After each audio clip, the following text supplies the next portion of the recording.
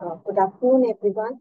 Regional Pediatric ART Center, Sion Hospital, Mumbai welcomes all the participants for today's RDLS session. Today's topic is Advanced Disease Management in CLHIV, and the speaker is Dr. Yashwant R. Kable. Dr. Yashwant Kable, sir, is the additional professor with the Department of Pediatrics and the program director of the Pediatric Center of Excellence at LTMGH and LTMMC Mumbai. He is also the in charge of Nutritional Rehabilitation Research and Training Center. His areas of special interest include pediatric nutrition, pediatric HIV, and pediatric asthma. We welcome you, sir, for today's session and request you to please start the session. Thank you for the kind words of the introduction. Good afternoon, everyone, all the participants. So today's topic is very, very important. That is the advanced disease management of in CLHIV less than 5 years So of you age. on mute. Hello, hello. Can you hear me?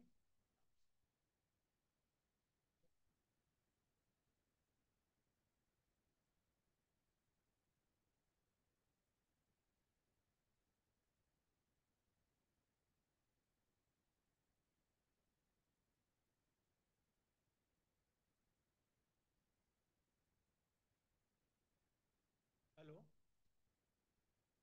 Can you hear me now?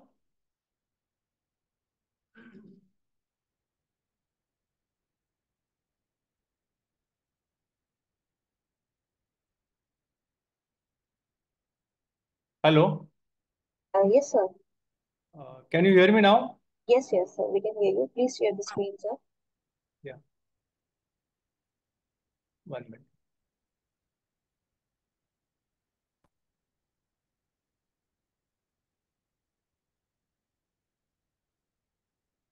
Hello. Yes, sir. Yeah.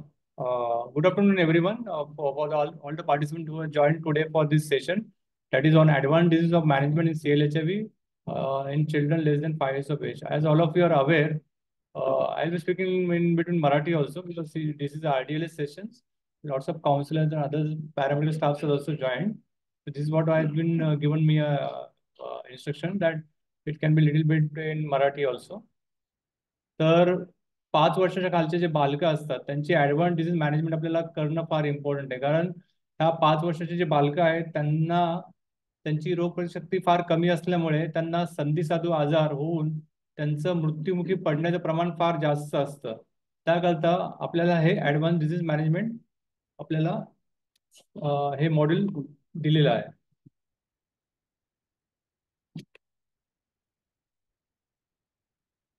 कारण आपल्या सर्वांना माहिती आहे की HIV जो आजार असतो हा जास्तीत जास्त व्हर्टिकल ट्रान्समिशन असतो बालकांमध्ये, जो मातेपासून बालकांना होतो. तर अशा परिस्थितीमध्ये त्यांची रोगप्रतिशक्ती फार कमी असते स्टार्टिंग पासून. आणि जर अशा परिस्थितीत आपण जर त्यांना व्यवस्थित जर मॅनेज नाही केलं, त्याच्याकडे आपल्याला एक पॅकेज दिलेलं आहे, त्याचं नाव आहे ॲडव्हान्स डिसीज मॅनेजमेंट. त्याच्यामध्ये काय काय गोष्टी बघायच्या त्या आपण त्या प्रमाणे आपण जर अप्रोच केली तर बऱ्याच प्रकारे आपण यांना त्या मुलांना ह्या आजारापासून मृत्युमुखी होण्यापासून वाचू शकतो. टीबी पण त्याच्यामध्ये एक महत्वाचा मुद्दा आहे जो आपण त्याच्यामध्ये थोडंसं नंतर विस्ताराने त्याच्याबद्दल बोलू. तर 5 वर्षाच्या खालच्या बालकांमध्ये ही जी मॅनेजमेंट आपण करतो आपल्याला सर्वांना माहिती आहे की 80% जी मुलं आहेत ज्यांना ART चालू नाहीये अशी मुलं यांची रोगप्रतिशक्ती फार कमजोर असते. आणि ह्या मुलांना त्यामुळे आपण प्रोग्राममध्ये घेऊन त्यांच्या त्या प्रकारे इन्व्हेस्टिगेशन करून त्यांना चेक करून जर ट्रीटमेंट दिली तर त्यांचं जे मृत्यू दर असतो, मॉर्टॅलिटी ज्याला म्हणतो आपण, तो आपण कमी करू शकतो. तर आपण पुढच्या स्लाइडमध्ये बघूया की हा मृत्यू दर कसा असतो प्रत्येक कॅटेगरीमध्ये. समजा आपण 5 वर्षाच्या खालची जर बालके घेतली तर त्यांना आपण काही ट्रीटमेंट वगैरे नाही दिली तर त्यांना 28% हा धोका जास्त वाढतो ट्रीटमेंट करणाऱ्यांपेक्षा. आणि जर ह्या मुलांना ॲडव्हान्स डिसीज म्हणजे त्यांचं जर क्लिनिकल स्टेजिंग म्हणतो ना आपण 1, 2, 3, 4 जे आपण क्लिनिकल स्टेजिंग करतो ते जर ॲडव्हान्स स्टेजमध्ये जर असेल तर यांच्यामध्ये धोका 38 ते 40% पर्यंत वाढतो. आणि बरेच मुलं जे असतात ते पहिल्या वर्षापर्यंतच मृत्युमुखी पडतात, काही जण दुसऱ्या वर्षापर्यंत मृत्युमुखी पडू शकतात. त्यामुळे ह्या मुलांना लवकर लवकर त्यांचं इन्व्हेस्टिंग करून त्यांना ट्रीटमेंट देणं आपले हे परम कर्तव्य असतं. तसंच जे मुलं HIV बाधित आहे त्यांची रोगप्रतिकारशक्ती फार कमी आहे, त्यांच्यामध्ये हा धोका 35 ते 36% जाऊ शकतो. आणि जे मुलं HIV ग्रस्त आहेत आणि प्लस त्यांना कुपोषित पण आहे, अशा मुलांना हा धोका 22% असू शकतो.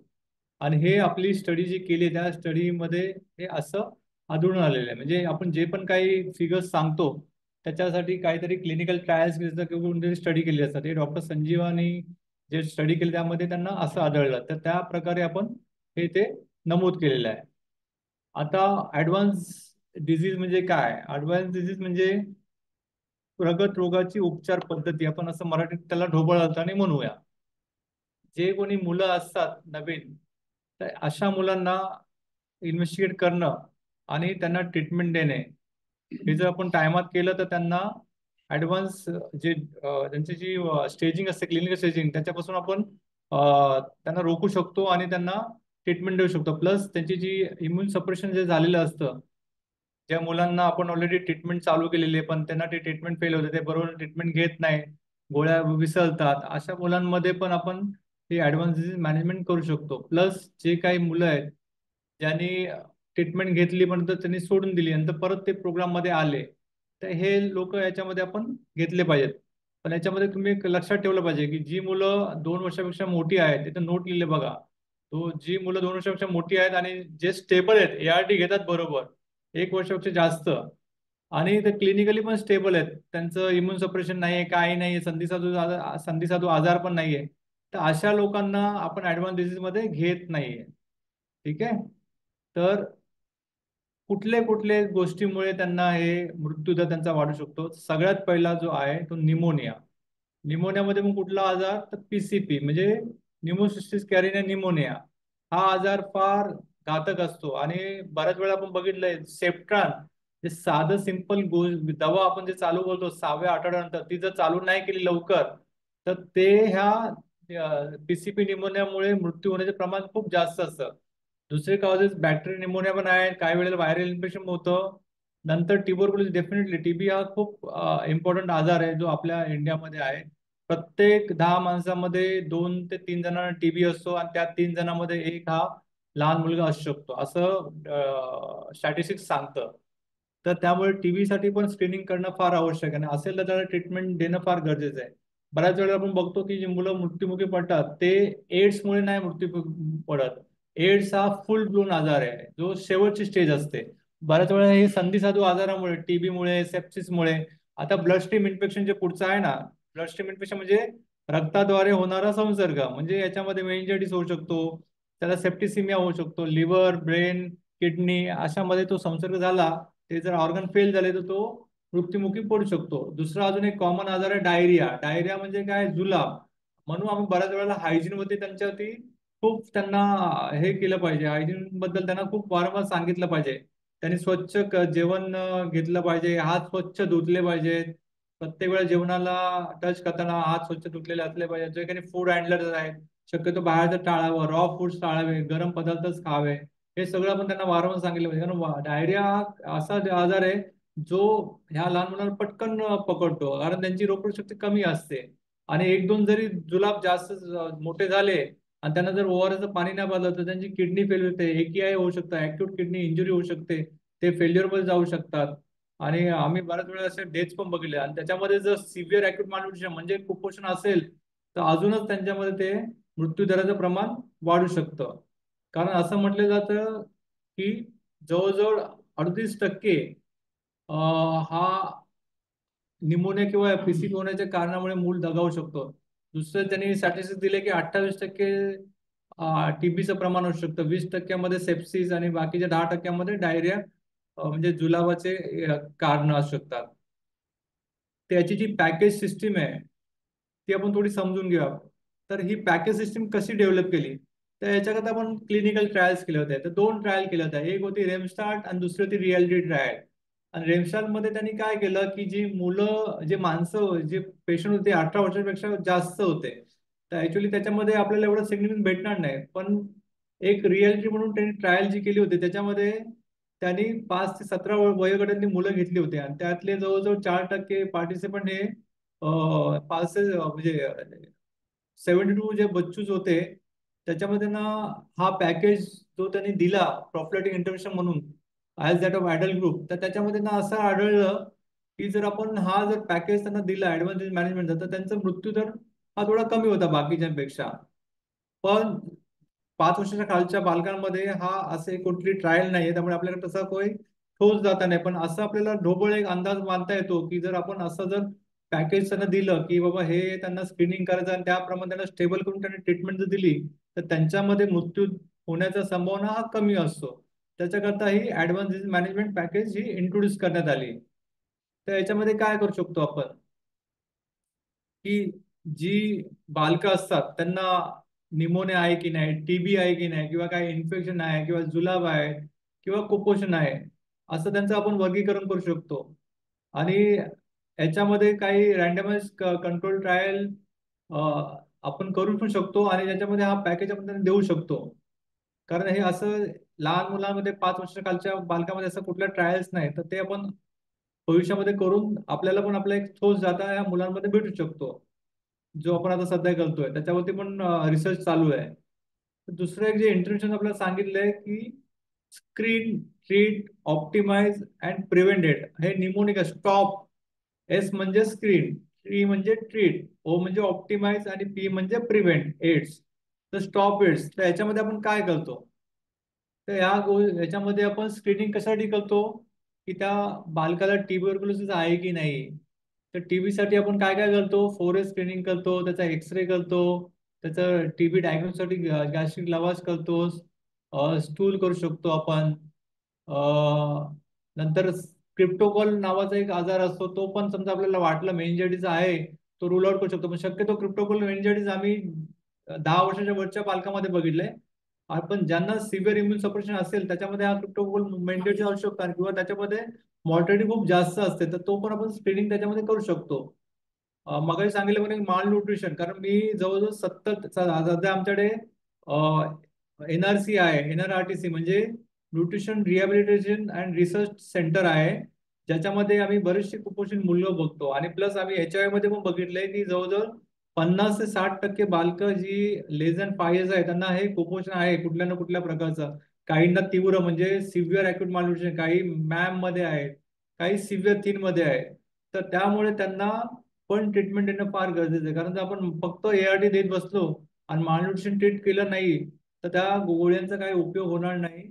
त्यामुळे मालन्यूट्रिशन पण ट्रीट करणं फार महत्वाचं आहे. एकदा हे स्क्रीन झाल्यानंतर त्यांना ट्रीटमेंट देणं फार गरजेचं आहे. समजा त्याला टीबी असेल तर मला टीबी साठी ट्रीटमेंट देणे, त्याला मेंजायटिसचा उपचार पद्धती देणे, मालन्यूट्रिशन त्याप्रमाणे त्याला डाएट देणे, त्याला स्टेबिलाईज करणे आणि गाईडलाईन्स प्रमाणे त्याचं वजन वाढण्यासाठी प्रयत्न करणे. ऑप्टिमाइज म्हणजे काय, त्याला मी आता स्क्रीन केले, ट्रीट केले, आता ऑप्टिमाइज म्हणजे त्याला ART चालू करणे. आता आपण प्रत्येक वेळेस सांगतो की ART ही इमर्जन्सी नाही आहे. ART साठी तुम्ही फॅमिलीला त्या केअर गिव्हरला प्रिपेअर केलं पाहिजे. कारण एकदा तुम्ही रेजिमेंट तुमचा प्लॅन केला तर ती रेजिमेंट त्या व्यक्तीने किंवा त्या माणसाने त्या मुलाला देणं फार गरजेचं आहे. कारण लेस दॅन 5 इयर्सची जी मुलं असते स्वतः गोळ्या घेऊ शकत नाही. They are always dependent upon their parent or caregiver. त्याकरता व्यवस्थित त्या केअर गिव्हरला समजावून त्या गोष्टीचं गांभीर्य त्यांना लक्षात देऊन ह्या गोळ्या चालू केल्या पाहिजेत. कारण जर गोळ्या त्यांनी व्यवस्थित घेतल्या नाही, फेल्युअर झाला तर मग सेकंड लाईन, मग परत गोळ्याची टॉक्सिसिटी, आणि हे असे आम्ही बऱ्याच वेळा सासेप डासेप मध्ये डिस्कस करतो. त्यामुळे आम्ही प्रत्येक वेळेला गोळी चालू करायच्या अगोदर थोडा त्यांना काउन्सिलिंग करतो आणि त्याप्रमाणे नंतर आम्ही त्यांना गोळ्या चालू करतो आणि त्यांना मग ऑप्टिमाइज ट्रीटमेंट देणं फार गरजेचं आहे. नंतर प्रिव्हेंट, आता आपल्याला नेहमी सांगतो की prevention is better than cure, हे आपल्याला कम्युनिटी मेडिसिन शिकवलेलं आहे. त्यामुळे प्रिव्हेंट काय करायचं आपल्याला, ते साधे साधे जे आता बॅक्टेरियल इन्फेक्शन होतात किंवा PCP निमोनिया होतात त्यासाठी आपण काय करू शकतो, तर आपण एक साधारण एक कोट्रामोक्सिल प्रोफिलॅक्सिस म्हणजे CPT प्रोफिलॅक्सिस चालू करतो 5 mg/kg/डोस, ज्याला सेप्ट्रान म्हणतो आपण. ती आपण 6 वीक्स पासून चालू होऊ शकतो. कारण त्या स्मॉल डोसने बरेचसे छोटे छोटे निमोनिया होण्याचे चान्सेस कमी होतात, डायरियाचे चान्सेस कमी होतात, PCP निमोनिया होण्याचे चान्सेस कमी होतात. नंतर TB प्रिव्हेंटिव्ह ट्रीटमेंट आपण जे IPT देतो, INH प्रोफिलॅक्सिस, ती पण बऱ्याच प्रमाणामध्ये टीबी होण्याचं पण प्रमाण रोखतं. देन क्रिप्टोकल मेनिंजायटिस एस्पेशली ॲडल्टसन, कारण लास्ट लेस दॅन 5 मध्ये आम्ही जास्त बघत नाही, तर त्यांना फ्लोकोनाझोल प्रिएम्प्टिव्ह थेरपी देऊ शकतो आपण. वॅक्सिनेशन म्हणजे ही बालकाची आपण काय म्हणतो कवच कुंडल असं म्हणतो. तर वॅक्सिन आता तर सगळेच वॅक्सिन आपल्या नॅशनल इम्युनेशन प्रोग्राम मध्ये फ्रीली अवेलेबल आहे. तर ते वॅक्सिन आपण सर्व त्यांना लावायचा प्रयत्न केला पाहिजे. जर एखादं बाळ खूपच कमजोर असेल, अशक्त असेल, तर थोडंसं वॅक्सिनेशन डिफर करून त्याला स्टेबिलाईज करून नंतर मग डिस्चार्जच्या वेळेला त्याला आपण वॅक्सिन देऊन घरी पाठवू शकतो. पण तुम्ही एन्शुअर केलं पाहिजे की ती मदर पुढच्या वॅक्सिनला पण परत येईल. त्याकरता तुमच्या काउन्सिलरने ते फॉलोअप आणि ट्रॅक ठेवला पाहिजे आणि तिथे एक फास्ट ट्रॅकिंग करायचं वॅक्सिनेशनसाठी पण, की नेक्स्ट टाइम ती आली पाहिजे आणि त्यांनी वॅक्सिन घेतलं पाहिजे. ते वॅक्सिनेशन कुठले कुठले आहेत, निमोकल वॅक्सिन आहे, ह्युमन पॅपिलोमा व्हायरस याच्यामध्ये मेन्शन केलं, पण measles and BCG are very very important for preventing the infection. तर ही पुढची स्लाइडमध्ये पण तेच सांगितलं की स्क्रीनिंग आपण काय करतो, ट्युबरक्युलोसिससाठी करतो. तर आपल्याकडे आता रॅपिड टेस्ट पण अवेलेबल आहे. समजा आपण गॅस्ट्रिक लवा जर घेतला, कारण लहान मुलं जे असतात ते थुकी काढू शकत नाही, ते कॅनॉट स्पीट. आणि जर तुम्ही जर फक्त सलायवा घेतला तर सलायवामध्ये तुम्हाला टीबी भेटणारच नाही. त्यामुळे आम्ही स्पुटम फॉर गॅस्ट्रिक लवा जे असतो ते आम्ही त्याला एम्प्टी स्टमक सांगतो याला सकाळी पहाटे 5 ते 6 तास तो बच्चू फास्टिंग असला पाहिजे. नंतर त्याच्या नाकामध्ये ती नेझोगॅस्ट्रिक ट्यूब टाकून त्याचं जे गॅस्ट्रिक कंटेन असतं ते आपण ऍस्पिरेट करायचं आणि ते आपण टेस्टिंगला पाठवायचं. And it is freely available CBNAAT testing. आणि याचा रिपोर्ट पण within 1 or 2 days we can get. आणि त्याप्रमाणे आपल्याला कळतं की त्याला टीबी बॅसिला आहे आणि त्याला रेजिस्टन्स आहे की नाही ते पण कळतं, आणि त्याप्रमाणे आपण पुढची ट्रीटमेंट प्लॅन करू शकतो. तर TB lab is not available in the program. तो प्रिव्हियसली होता, पण आता टीबी लॅब आपल्या प्रोग्राम मध्ये सध्या नाहीये. क्रिप्टोकल इन्फेक्शन आता मी म्हटल्याप्रमाणे आपण जास्त करून 10 वर्षाच्या वरच्या बालकामध्ये बघतो, लेस दॅन 5 मध्ये बघत नाही. पण जेव्हा तुम्हाला जर वाटलं स्क्रीनिंग करा, तुम्ही स्क्रीनिंग त्याचं करू शकता लंबर पंक्चर करून. माल न्यूट्रिशन तर yes it is very common less than 5 years. तर त्यांचा height for weight for height बघायचं, हाईट फॉर एज बघायचं, आणि मेल फिमेल प्रमाणे आपल्याला ते चार्ट दिले डब्ल्यूचे चार्ट, त्याप्रमाणे तो बालक कुपोषित आहे की कुपोषित नाही ते आपण त्याचं वर्गीकरण करू शकतो. मिड अप्पर आर्म सर्कमफरन्स म्हणजे त्याचा दंडाचा घेर जर लेस दॅन 11.5 असेल तर दॅट इज सिव्हिअर अॅक्यूट माल न्यूट्रिशन. तर त्याचे पण वर्गीकरण आहे, सॅम मॅम आणि नॉर्मल. तर ते आपण वर्गीकरण करू शकतो. त्याकरता तुमच्या तो जो चार्ट असतो, जो एआरटीचा व्हाईट चार्ट असतो, तर त्या चार्टमध्ये ते कॉलम तुम्ही प्रत्येक डिटेलमध्ये भरणं फार गरजेचं आहे. कारण हे जे काम जे आहे ते स्टाफ नर्स करते. तर स्टाफ नर्सला तुम्ही इन्स्ट्रक्ट केलं पाहिजे की हे कॉलम तुम्ही व्यवस्थित भर, आणि त्याचं इंटरप्रिटेशन तिने पण केलं पाहिजे आणि डॉक्टरने पण त्याचं इंटरप्रिटेशन केलं पाहिजे. आणि नंतर जे याच्यामध्ये मेन्शन केलं की ट्रीटमेंटचं पार्ट सांगितल्याप्रमाणे त्याला जर टीबीचा आजार असेल तर आपण त्याला लिंकेज केलं पाहिजे टीबी प्रोग्रामशी, आणि त्याला मग ट्रीटमेंट चालू केली पाहिजे. सिव्हिअर निमोनिया असेल तर आपण त्याला ऍडमिट करून निमोनियासाठी अँटीबॉडीचा पूर्ण कोर्स केला पाहिजे. जर बॅक्टेरियल इन्फेक्शन असेल, मेनिंजायटिस असेल, तर त्याचा पण पूर्ण कोर्स आपण केला पाहिजे अँटीबायोटिक्सचा. आणि प्रिव्हेंशन मध्ये सांगितल्याप्रमाणे आपण सीपीटी जी आहे, पोस्ट ट्रॉमाटिक प्रोफिलॅक्सिस, ती आपण 6 वीक्स पासून देतो बालकांना. आणि त्याच्यामुळे बरेचसे छोटे छोटे आजार पण प्रिव्हेंट होतात, जसे डायरिया आहे, छोटे छोटे निमोनिया आहे किंवा पीसीपी निमोनिया, हे प्रिव्हेंट होऊ शकतात. टीबी प्रिव्हेंटिव्ह थेरपी पण आपण 1 इयरच्या अबोव त्या मुलांना देऊ शकतो. That is 10 mg/kg per dose of INH. क्रिप्टोकोल मेनिंजायटिस ऍडोसंट मध्ये पण आपण त्यांना जर असतील तर त्यांना ट्रीट करू शकतो. नंतर नेक्स्ट स्लाइड मध्ये आपण बघूया की आपण काय असेस करतो. So assessment, screening and triage. Triage म्हणजे काय, त्यांचं वर्गीकरण करणं. आता समजा मी डॉक्टर म्हणून जर बसलोय ओपीडी मध्ये, तर मला मी ट्रायज करणं की बाबा हा पेशंट मला सिक वाटतं, हा खूप हाय ग्रेड फिवर, त्याला कन्वर्जन येऊ शकतो, तर मी त्याला प्रायोरिटी त्याला मी पहिलं घेऊन त्याला ट्रीटमेंट देऊ, जर वाटलं त्याला ऍडमिट करणार. पण जर मी त्याला बराच वेळ बसवतो त्याला फिवर येऊन कन्वर्जन येणार, त्याला मी अँटीबायोटिक पण नाही देतो, तो कन्वर्जन येऊन तिथे त्याची तब्येत सिरियस होऊ शकते. त्याच्याकरता तुम्ही जेव्हा पेशंट बघता तेव्हा तुम्हाला कळलं पाहिजे की हा पेशंट सिरियस आहे की नॉन सिरियस आहे. तर असेसमेंट काय करतो आपण, समजा एखादं बाळ दूध पित नसेल, त्याचा अर्थ म्हणजे त्या बाळाला काहीतरी आजार आहे, किंवा त्याला फास्ट ब्रिथिंग आहे किंवा निमोनिया आहे, त्याच्यामुळे ते बाळ दूध पिऊ शकत नाही.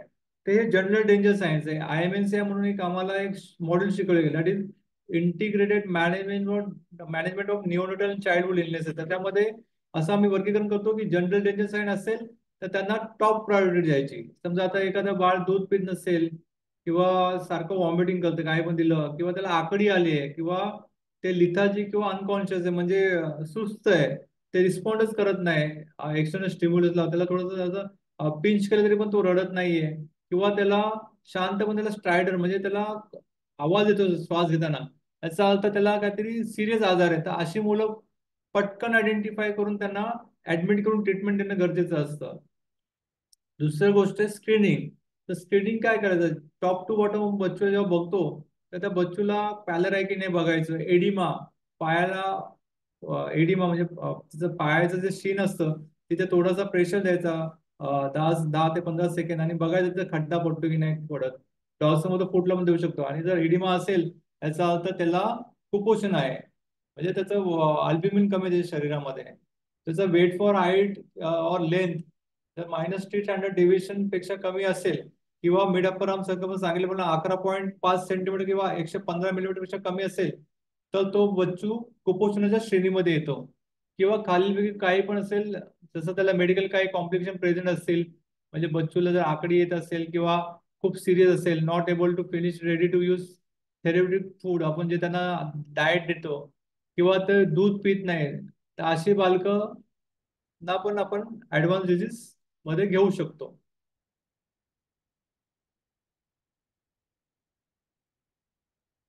तर असेसमेंट आणि स्क्रीनिंग मध्ये आपण, समजा पुढची गोष्ट जे त्यांनी सांगितलेली की आपल्याला काय काय गोष्टी बघितल्या पाहिजेत. जर एखाद्या बाळकाला निमोनिया असेल तर निमोनियामध्ये काय त्याला होऊ शकतं, फास्ट ब्रिदिंग, म्हणजे प्रत्येक मुलाचं 1 मिनिटामध्ये श्वास घेण्याचं एक लिमिट असतं. समजा जे मुलं जे असतात 2 महिने ते 12 महिने, प्रत्येकाचं रेस्पिरेट आपण ठरवलेला असतो.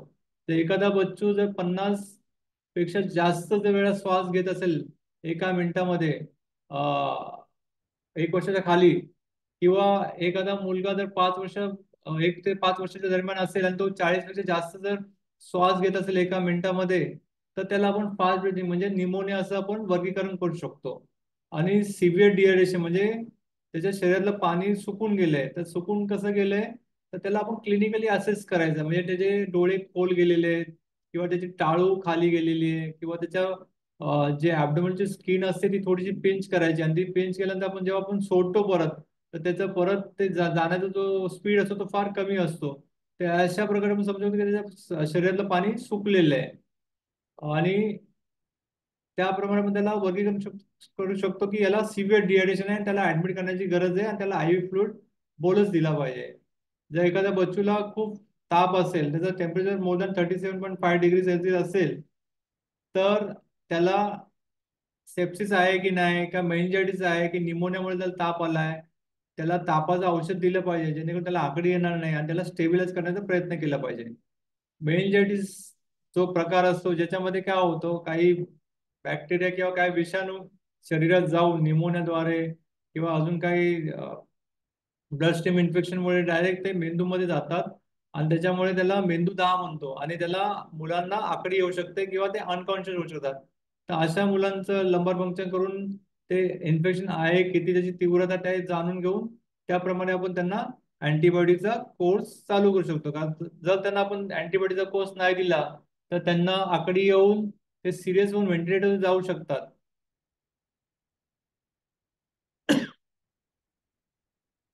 आता आपण कुपोषणाकडे बोलूया, की कुपोषणामध्ये काय बघतो आपण. त्याच्या मगाशी सांगितल्याप्रमाणे त्याच्या पायाला किंवा डॉर्समध्ये फुटला, आपण जर थोडंसं प्रेशर दिल्यानंतर खड्डा किती पडतो, जर जास्त खड्डा पडत असेल किंवा खड्डा नसेल पडत तर त्याला एडिमा नाही, पण जर खड्डा पडत असेल त्याला एडिमा आहे, किंवा त्याचं झेड स्कोर -3 स्टँडर्ड डेव्हिएशन पेक्षा कमी असेल, वेट फॉर हाईट किंवा लेंथ, किंवा त्याचं दंडाचा जो घेर आपण म्हणतो 115 मिलीमीटर किंवा 11.5 सेंटीमीटर पेक्षा कमी असेल, तर तो मालन्यूट्रिशनच्या श्रेणीमध्ये येतो.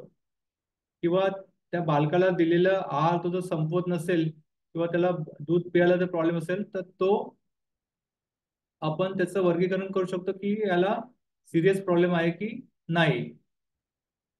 आता हा पुढचा जो अल्गोरिदम आहे तो आपण, जेव्हा बच्चू आपल्याकडे येतो तर आपल्याकडे पहिलं केअर कोऑर्डिनेटर किंवा नर्स बघते त्याला. तर त्याचं हे वर्गीकरण त्यांनी असं केलेलं आहे की फर्स्ट जेव्हा बच्चू येतो त्याला आपण 4S स्क्रीनिंग करतो फॉर टीबी साठी. तर 4S म्हणजे काय?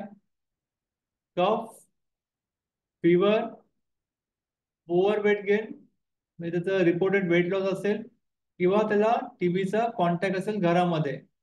जर येस, जर 4S स्क्रीनिंग मधला एक कुठलं पण त्याला पॉझिटिव्ह असेल, तर त्या मुलाला आपण पुढे काय करतो, सबचेक करतो टीबीच्या इन्व्हेस्टिगेशनसाठी. आणि मग मेडिकल ऑफिसर त्याला काय ऍडवाइस करतो, एक्सरसाइज. एक्सरसाइज मध्ये आपण काय बघतो, त्याला हायलर लिम्फ नोड आहे की नाही, त्याला निमोनिक पॅच आहे की नाही, किंवा त्याला प्लुरल एफुजन म्हणजे त्याच्या छातीमध्ये पाणी झालं की नाही ते आपण बघतो. नंतर त्याचं पुढे इन्व्हेस्टिगेशन मध्ये आपण त्याला टीबीचा जंतू आहे की नाही याकरता आपण स्पुटम किंवा त्याचा इंड्यूस स्पुटम, किंवा लहान मुलं असतील त्याचा आपण गॅस्ट्रिक लवाज पाठवतो. मोठी जी मुलं असतात ते थुकी काढू शकतात, पण छोटी मुलं असतात ते थुकी गिळतात. तर थुकी गिळल्यानंतर काय करतो आपण, त्यांच्या पोटामध्ये नळी टाकून ती थुकी आपण काढतो आणि त्याला आपण तपासायला पाठवतो त्याच्याकडे टीबी आहे की नाहीये. न्यूक्लिक ऍसिड ऍप्लिकेशन टेस्ट म्हणजे नॅट टेस्ट करतो आपण. TB lab is not available right now, so I am not going to talk about that. नंतर मेडिकल ऑफिसर असतो तो काय करतो, तो जनरल डेंजर सायन्स काय आहे की नाही ते बघतो. तर जनरल डेंजर सायन्स पॉझिटिव्ह काय काय बघतो, की त्या बाळाला दूध पिता येते की नाही, किंवा तो सगळंच वॉमिटिंग करतो काही पण दिलेलं, किंवा त्याला आकडी येते. त्या गोष्टी केव्हा येतात, जेव्हा त्या मुलाला मेनिंजायटिस असेल, तर तो मुलगा काहीच पिऊ शकत नाही किंवा दूध पिऊ शकत नाही, सारखं वॉमिटिंग करणार आणि त्याला आकडी येणार. किंवा तो थोडस हे असेल, अनकॉन्शियस असेल, आणि किंवा बाळाला जर निमोनिया असेल तर त्याला स्ट्रायडर वगैरे येऊ शकतो. आणि हे झालं डेंजर साईन त्याला चेक करण्यासाठी. आणि त्याला लुक फॉर म्हणजे त्याला एक्झामिन करताना काय काय बघायचं, त्याला फास्ट ब्रिथिंग आहे की नाही. जसं मी तुम्हाला सांगितल्याप्रमाणे जर बाळ लेस दॅन 1 मंथ असेल तर त्याला 60 पेक्षा तर जास्त तो वेळा ब्रिथिंग करत असेल तर फास्ट ब्रिथिंग आहे. And between 1 month to 1 year if it is more than 50 it is a fast breathing. आणि जर तो 1 ते 5 वर्षामध्ये असेल आणि जर 40 पेक्षा जास्त वेळा तो तो ब्रिथिंग करत असेल 1 मिनिटामध्ये, then it is a fast breathing. म्हणजे त्याच्यामध्ये चेस्ट ड्रॉइंग म्हणजे छाती वर खाली वारंवार होणे, खड्डा पडणे, हे आपण क्लिनिकल त्याला ऑब्झर्व करू शकतो. किंवा बाळाला त्याला डिहायड्रेशन असेल तर त्याचे डोळे खोलवर गेलेले असतात, त्याचे पोटाची जी स्किन आपण पिंच करतो ती एकदम स्लोली जाते, मोर दॅन 2 सेकंड स्लोली जाते.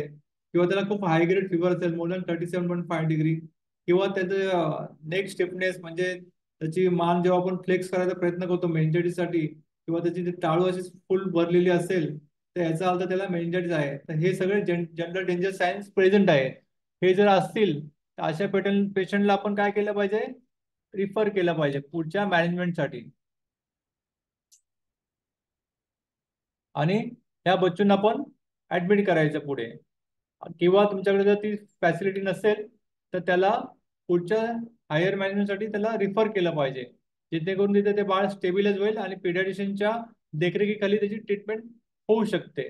कारण जर ह्या वेळेला, हा आम्ही गोल्डन पिरियड म्हणतो, जर अशा वेळेला जर आपण व्यवस्थित जर प्रॉम्प्टली ऍक्ट नाही केलं तर ह्या वेळेला ते बाळ दगावण्याचे चान्सेस जास्त वाढतात.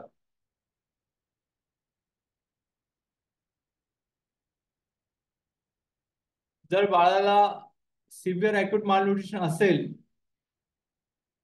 जे मी तुम्हाला अगोदर सांगितल्याप्रमाणे त्याचा दंडाचा गेट बघितला किंवा त्याचे वेट बघितला, हाईट बघितलं, ज्या एज प्रमाणे नसेल, तर अशा मुलांना पण आपण ऍडमिट करून त्याला ट्रीटमेंट देऊ शकतो.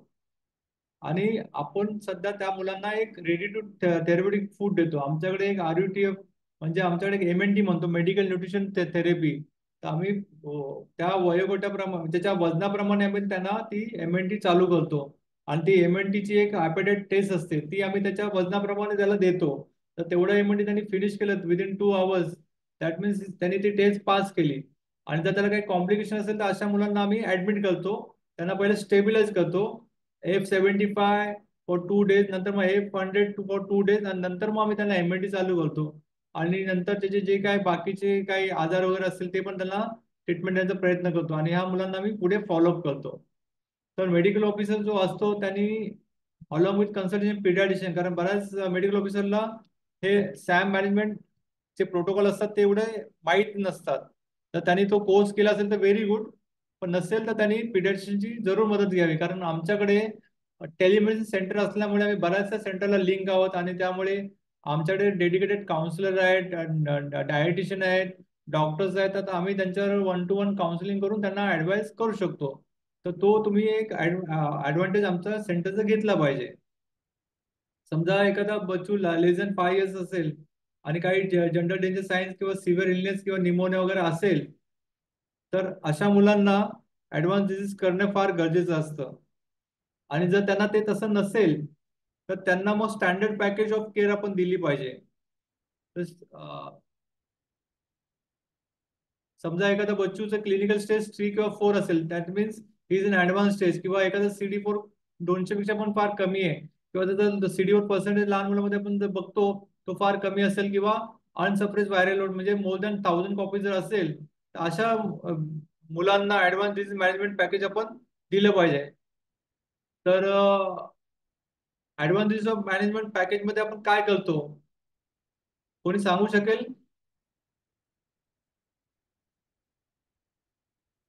किंवा तुम्ही टाईप करून चॅट बॉक्स मध्ये ठेवू शकता. कारण मला सांगितलं की हे थोडं सेशन इंटरॅक्टिव्ह असलं पाहिजे.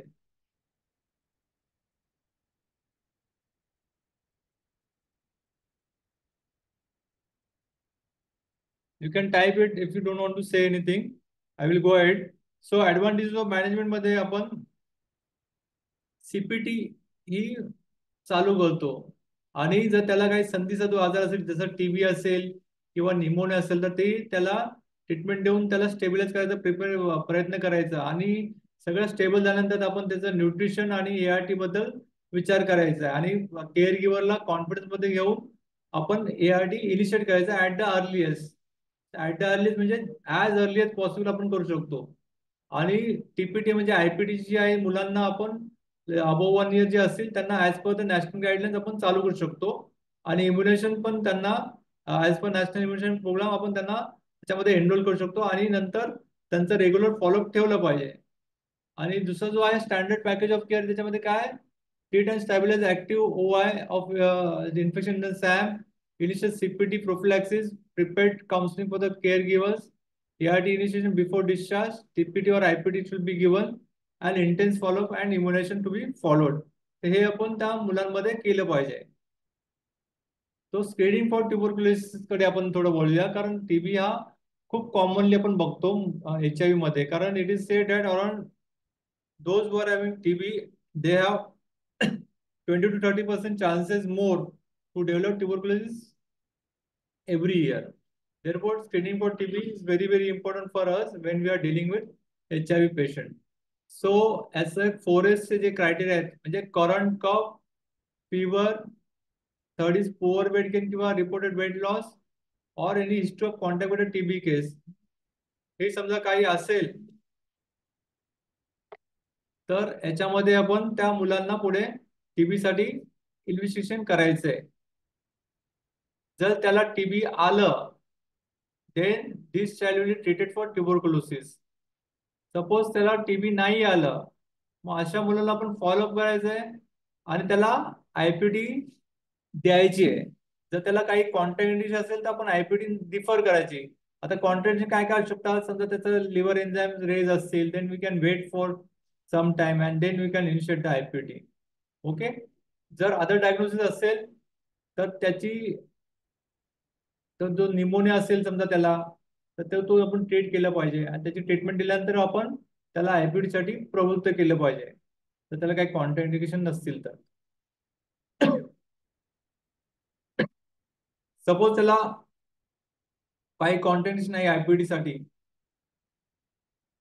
Then you give IPT. जर काही कॉन्ट्राइंडिकेशन असेल then you defer the IPT and screen for tuberculosis each and every. जेव्हा जेव्हा तुम्ही एन्काउंटर व्हाल त्याच्याबरोबर, तर हेल्थ केअर वर्करला तुम्ही ऍडवाइस केलं पाहिजे की त्याला TB साठी स्क्रीन केलं पाहिजे. Sorry. I hope this chart is very, very clear. It is not confusing.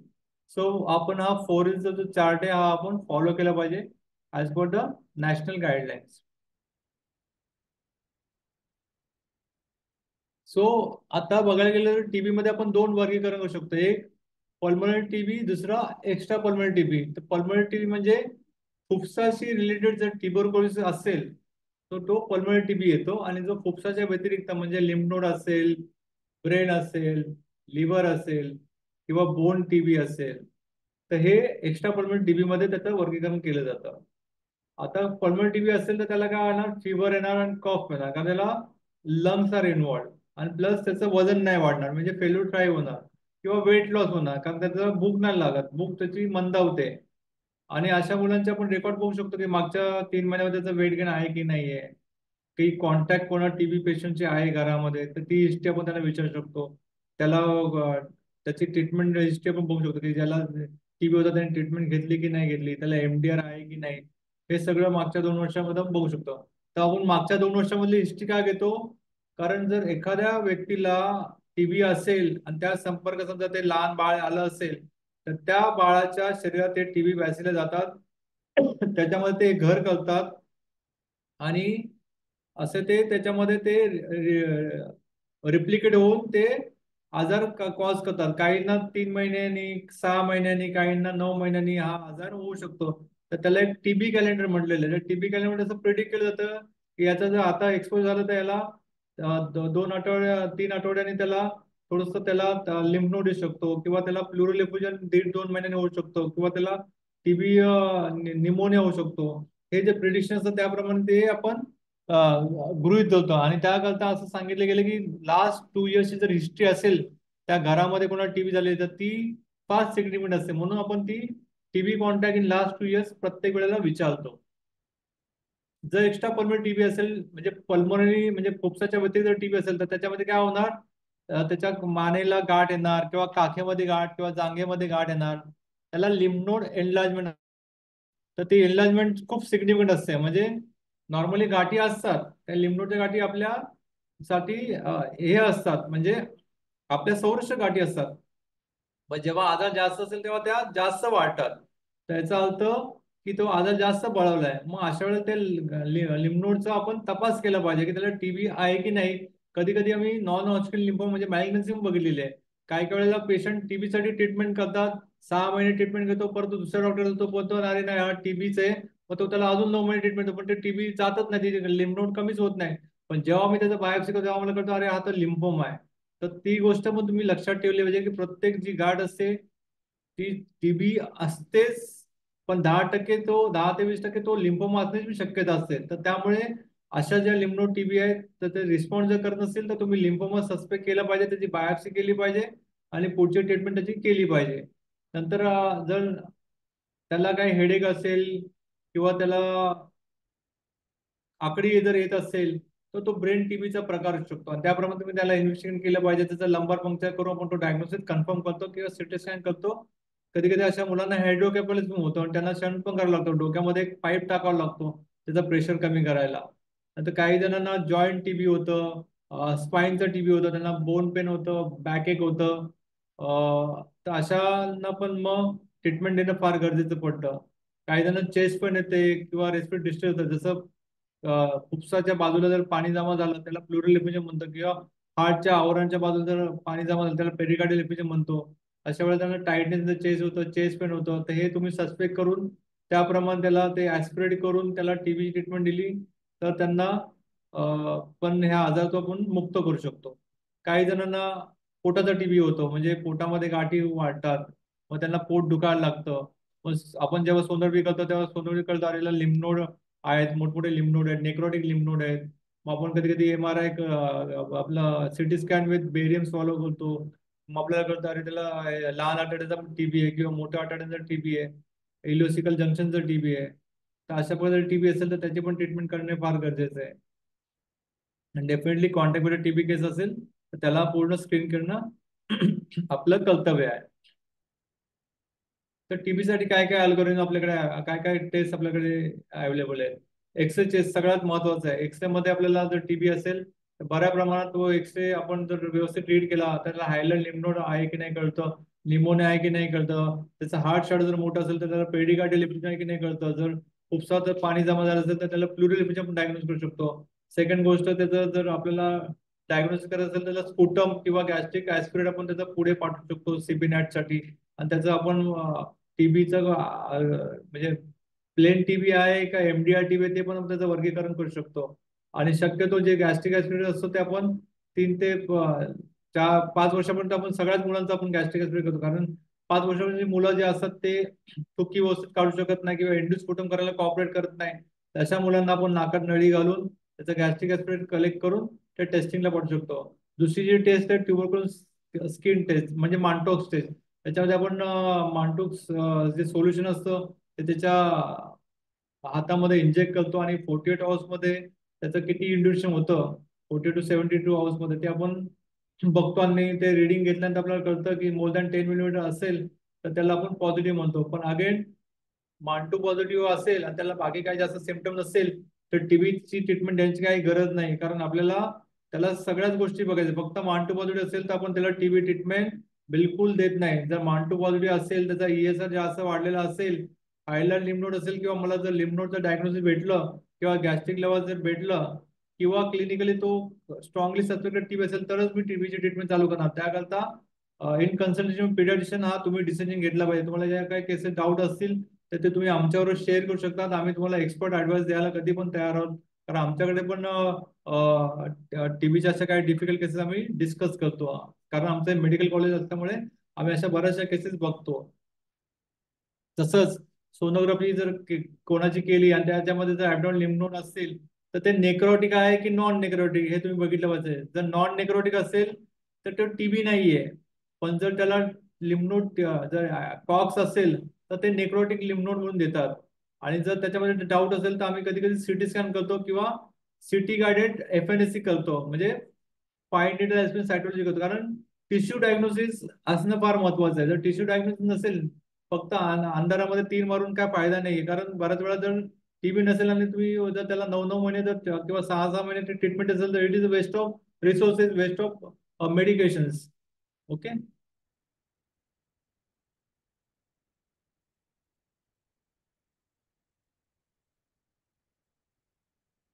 So they diagnostic tools होते. Screening for cryptococcal diseases. तर क्रिप्टोकल जे डिझीज असेल त्याच्यामध्ये आपण शक्यतो हे आजार जो आहे लहान मुलांमध्ये 5 वर्षाखाली फार बघत नाही, पण जे 10 वर्षाच्या वरची मुलं जर असतील त्यांच्यामध्ये जर हेडेक जर कंटिन्यूस हेडेक होत असेल तर त्यांचं लंबार पंक्चर करून आपण क्रिप्टोकल अँटीजन पाठवू शकतो. आणि जर असेल तर त्याची आपण ट्रीटमेंट करू शकतो. कारण जर क्रिप्टोकल मेनिंजायटिस असेल आणि if you don't treat that तर त्याच्यामध्ये मॉर्टॅलिटी फार हाय असते. कमिंग फॉर स्क्रीनिंग फॉर माल न्यूट्रिशन, कुपोषण सांगितल्याप्रमाणे हे फार महत्वाचा विषय आहे, कारण जवळजवळ 60% मुलं जे आहेत लेस दॅन 5 इयर्स हे कुपोषित असतात. कारण त्यांच्याकडे डाएट बरेचसे आपण जे पुअर सोशल स्टेटसचे असतात त्यातले काही सिंगल ऑर्फन असतात, काही डबल ऑर्फन असतात. आणि त्यांच्यामध्ये सुद्धा काही केअर गिव्हर असतील त्याच्या व्यवस्थित त्याची काळजी घेत नसतील तर अशामध्ये मालन्यूट्रिशन प्रमाण फार जास्त असतं आणि ते मॅनेज करणं फार इम्पॉर्टंट असतं. त्यामुळे ह्या मुलांची डिटेल अँथ्रोमेट्रिक मेजरमेंट म्हणजे त्याचे हाईट, वेट, त्याचा मिडल अपर आर्म सर्कम्फरन्स आणि त्याचं वर्गीकरण करणं त्याच्या एज प्रमाणे, तो त्याप्रमाणे त्या वर्गीकरणामध्ये येत असेल तर त्याला तशी मालन्यूट्रिशन ट्रीटमेंट दिली पाहिजे. Coming to TB treatment in CLHIV, हा आपल्याला सगळ्यांना स्टँडर्ड चार्ट माहिती आहे की आपण आयसोनियाझाइड, रिफाम्पिसिन, निथॅम्बुटल, पायराझिनामाइड हे त्यांच्या वेट ब्रेन प्रमाणे देतो आपण. ओके. तर हा तुम्ही जेव्हा जेव्हा तुम्ही टीबी ट्रीटमेंट चालू कराल तर त्या मुलाचा वेट बँड किती आहे त्या वेट बँड नुसार त्याला टीबीची ट्रीटमेंट चालू केली पाहिजे. आणि जेव्हा आपण टीबीची ट्रीटमेंट चालू करतो तर विदिन 1 or 2 वीक्स त्यांचा ॲपेटाइट नॉर्मल होतो आणि ॲपेटाइट नॉर्मल झाल्यावर ते खायला लागतात आणि पटकन त्यांचं weight band from one weight band they shift to the other weight band. त्यामुळे प्रत्येक वेळेला जेव्हा फॉलोअपला तुम्ही त्याचं वेट बघितलं पाहिजे आणि जर तो एका वेट बँडून दुसऱ्या वेट बँड शिफ्ट झाला असेल तर तुम्ही त्याप्रमाणे त्याच्या गोळ्यांचा डोस वाढवला पाहिजे. जर तुम्ही सब ऑप्टिमल डोसेस जर त्याला देत राहिला तर त्याला रेजिस्टन्स येऊ शकतो. आता इथे पण याच्या चार्ट मध्ये दिलं की वी हॅव FDC. FDC म्हणजे काय? Fix dose combination disposable tablets are available. तर इट इज व्हेरी इझी. त्यामुळे पिल बर्डन पण कमी होतं. आणि मुलांना ते गोळ्या गिळायचा त्रास होत असेल तर आपण ते पाण्यामध्ये मिक्स करून त्यांना त्यांच्या वेट बेल्ट प्रमाणे देऊ शकतो. समजा आता बच्चू 4 ते 7 किलोच्या दरम्यान असेल तर त्याला मी इंटेन्सिव्ह फेज मध्ये काय चालू करणार, HR-Z. HR-Z मध्ये काय, INH इज 50, रिफाम्पिसिन 75 आणि paracetamol 150 milligram.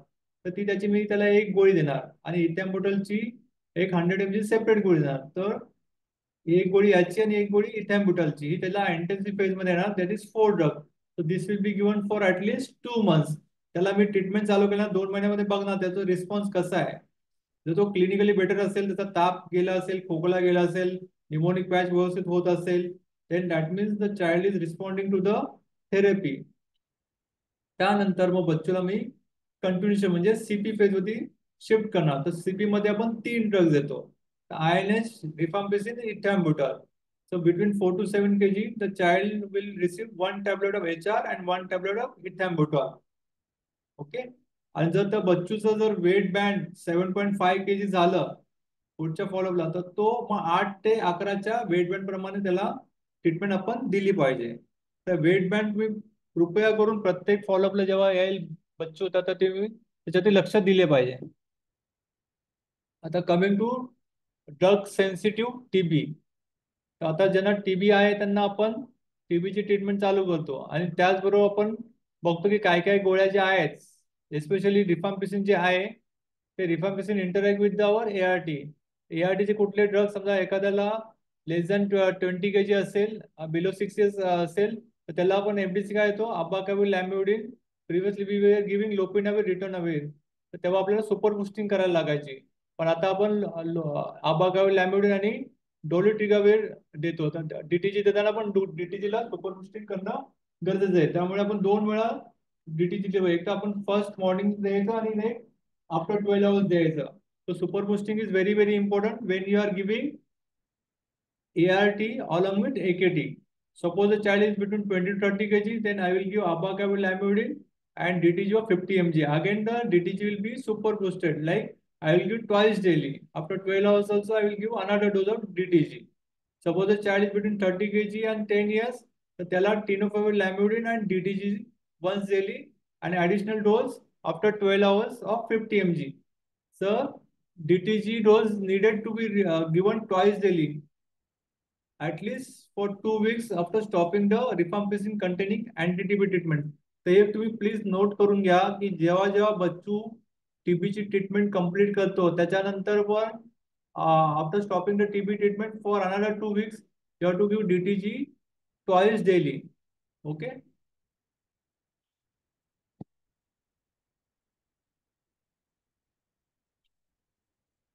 So in some of the specific situation, uh, like rifampicin, all of you are knowing that it is a inducer and त्यामुळे ते boosted P like atazanavir, ritonavir, lopinavir किंवा ritonavir असतील किंवा दारुनाविर, ritonavir असतील, ते त्यांची हे interaction करतं आणि त्यामुळे आपल्याला बुस्टिंग करणं फार गरजेचं असतं. जेव्हा जेव्हा रिफाम्पिसिन जर अवेलेबल असेल, बिकॉज इन प्रोग्राम असं initial rifampicin was available but now it is not available. If rifampicin is not available in the FDC, then आपल्याला सुपर बुस्टिंग करणं फार गरजेचं आहे in the entire TB treatment course. So you have to replace rifampicin with rifabutin whenever rifabutin is available. I think that point is very very clear how to do super boosting. So if substitution for rifampicin with rifabutin cannot be done immediately, one should not consider super boosting of PI, that is in 1:1 proportion as in children. Next.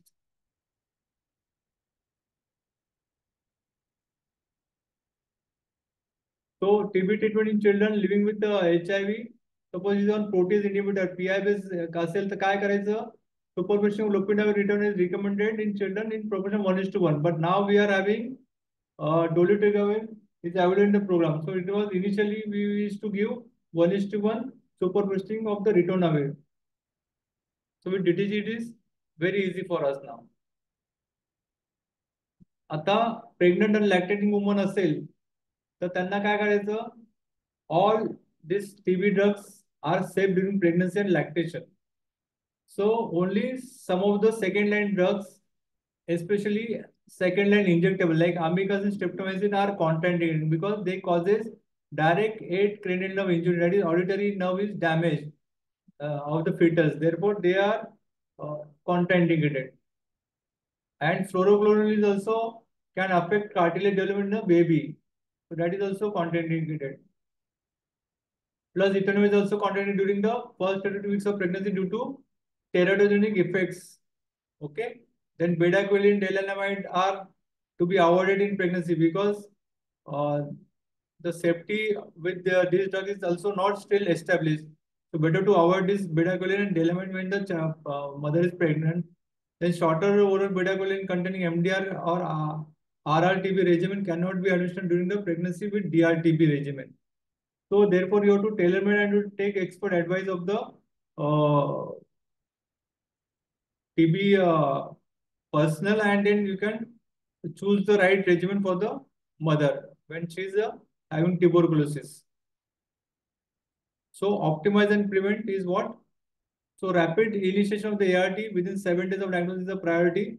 पण बच्चूमध्ये कधी कधी हे शक्य होत नाही, कारण we have to first stabilise the child. कारण बरेच मुलं जर मालन्यूट्रिशन असतील तर त्यांना पहिलं मालन्यूट्रिशन ट्रीटमेंट दिली पाहिजे, त्याला टीबी डायग्नोज केले पाहिजे. बऱ्याच वेळा टीबी डायग्नोज करता करताच 7 दिवस होऊन जातात. तर हा एक आमच्याकडे चॅलेंज असतो लेस दॅन 5 इयर्स मध्ये. ऍडल्ट मध्ये तसं नसतो. तर कधी कधी आपल्याला 7 दिवसाच्या वरती होतात ट्रीटमेंट इनिशिएट करायला ARTची. But try to diagnose and stabilize the child as far as possible, and then you can start the ART when the child is stable. So initiating ART is encouraged as part of the child's hospital admission. During hospital admission only you can start ART to the child, and ensure linkage to the facility in which the child is receiving ongoing HIV care on discharge is critical. So therefore, stabilizing the child, treating the acute conditions, and then starting the treatment is very, very important in this case scenario.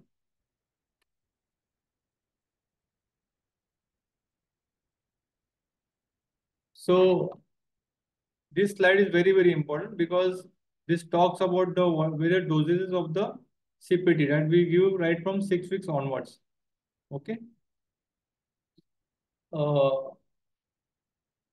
But if some of the children, I have seen only 2 or 3 kids till now who had developed sensitivity to the CPT. So in these children, what we tried, we desensitized the child. How you desensitize? That you give smaller doses of the cotrimoxazole. Like here it is mentioned that day one you can give 2 ml oral suspension, and then you can increase to 4 ml, then 6 ml, then 8 ml. But what we tried actually, we can start with 0.5, then go for 1 ml, then to 1.5, then 2 ml. This slowly we have introduced the CPT, and then we found that the child has tolerated well. So we had around 2 to 3 kids where we had this challenge of cotrimoxazole hypersensitivity, and there we have to desensitize these children for CPT. So this chart can be followed whenever you have such kind of cases.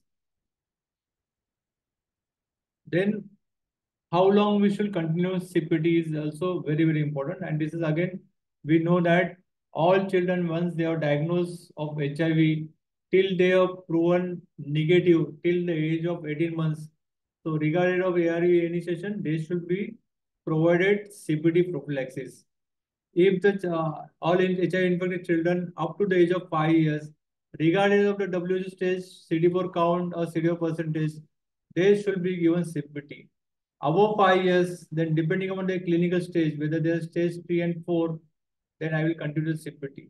Suppose the child is having a good CD4 count, and child is more than 5 years of age, and on 6 months apart, is having good CD4 count, more than 350 cells, there I can stop the CPT prophylaxis.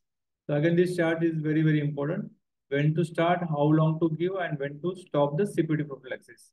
So this, all of you should remember this chart. Again, this is the dosages as per the weight band. I'm not going to the detail. for prevention of the PCP. Coming to the IPT, very, very important because we give IPT to all the children, those who are not having active tuberculosis. So this can be started more than 12 months of age, where the 4S is negative and our child is not having any active TB. These children can be started on IPT prophylaxis. Again, this is depending on their weight bands. This tablet can be given, and older children can be supplemented with pyridoxine. So this is the weight band. And then here it is also mentioned contradiction of IPT. If there is active TB or active hepatitis, then I will defer the IPT. I will not give IPT. Or if there is a contact with MDR TB, then IPT is not indicated in these children. Then PLHF who have completed the DRTB, again, there also this IPT is not important. So I think that was the last slide. I hope this session was you have understood lots of the details why this advantage of management is important, especially in children less than 5 years of age. कारण ते 5 वर्षाच्या खालची जी बालकं असतात त्यांना दगावण्याचा धोका जास्त असतो कारण त्यांची रोगप्रतिकारक शक्ती कमी असते. त्यांना संधिवात आजार होण्याचे चान्सेस जास्त असतात. प्लस त्यांना टीबी होण्याचे चान्सेस पण जास्त असतात आणि त्यांची रोगप्रतिकारक शक्ती कमी असते. त्यामुळे हे ऍडव्हान्स मॅनेजमेंट जर आपण त्यांना फॉलो केलं, त्यांचं वर्गीकरण त्याप्रमाणे केलं, निमोनिया आहे किंवा मेंजटिस आहे किंवा टीबी आहे किंवा त्यांना डायरियल डिझीज आहे, त्यांना पहिलं ट्रीटमेंट देणं, स्टेबिलाईज करणं, माल न्यूट्रिशन असेल तर त्या मुलांना स्टेबिलाईज करून त्यांना न्यूट्रिशन थेरपी देणे, नंतर मग त्यांना ART चालू करणे किंवा त्याला टीबी असेल तर पहिला टीबी ट्रीटमेंट देऊन नंतर त्याला ART चालू करणे, त्यांना नंतर मग डिस्चार्जच्या वेळेला वॅक्सिनेशन बघणे, त्यांचा आहार बघणे, ह्या सगळ्या जर गोष्टी आपण जर एकत्रितपणे जर त्यांची सांगड घातली तर आपण त्या मुलांचं आयुष्यमान चांगलं उंचावू शकतो आणि त्यांचं CD4 पण त्याचा वाढू शकतं, त्यांचं व्हायरल लोड पण मॅक्झिमली सप्रेस होऊ शकतं. प्लस त्यांच्या केअर गिव्हरला पण प्रत्येक वेळी एनकरेज करणे फार गरजेचं असतं की बाबा तुम्ही चांगलं काम करता, तुमच्या बाळाचं वजन वाढलेलं आहे. So positive reinforcement encouragement is very very important especially of the care givers. त्यामुळे मी काउन्सिलर नेहमी सांगतो की तुम्ही त्यांच्यावर हे जे मुलं असतात लेस दॅन 5 years त्यांच्यावरती खूप लक्ष देणं गरजेचं असतं कारण they are very vulnerable population. I hope this session was very clear. Any doubts or any questions you can ask? We still have a few minutes. Thank you, sir. Requesting all the participants if they have any questions. Can we give mic access to everyone?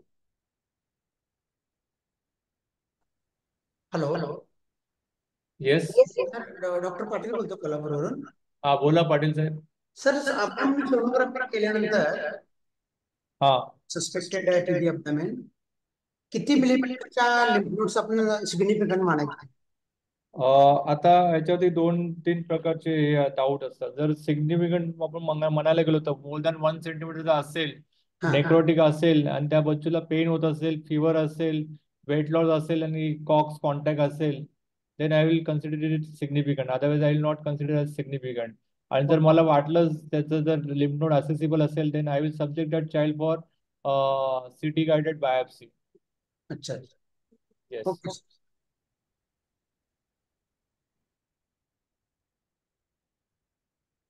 आणि तुम्हाला कोणाला पण जर doubt असेल, मला वाटतं तुमचे सगळे सेंटर्स आमच्या सेंटरवर लिंक आहे, तर तुम्ही कधी पण अशा डिफिकल्ट केसेस मध्ये विचारू शकता. We have malnutrition centre, you can contact for malnutrition, you can contact for TB. We have doctor Noela as tell you, she is also joined in this. I can see her, she is logged in, and we have very good team. And you can always send your queries, and we can solve your queries. And we are tertiary care hospital, and if you have any patient to be wanted to refer, then you can make a request and we can do anything because we have a very good radiology setup.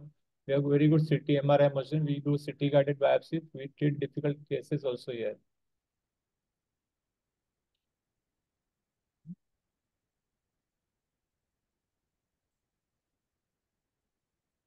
Anyone want to speak? Requesting participants if they have any questions, please.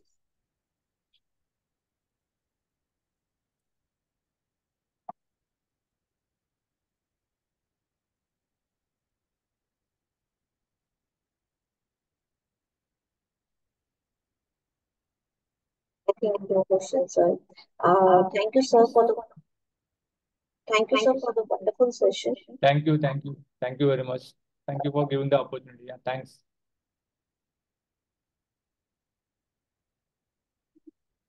Sir, we will conclude the session. Yeah, thank you, thank you.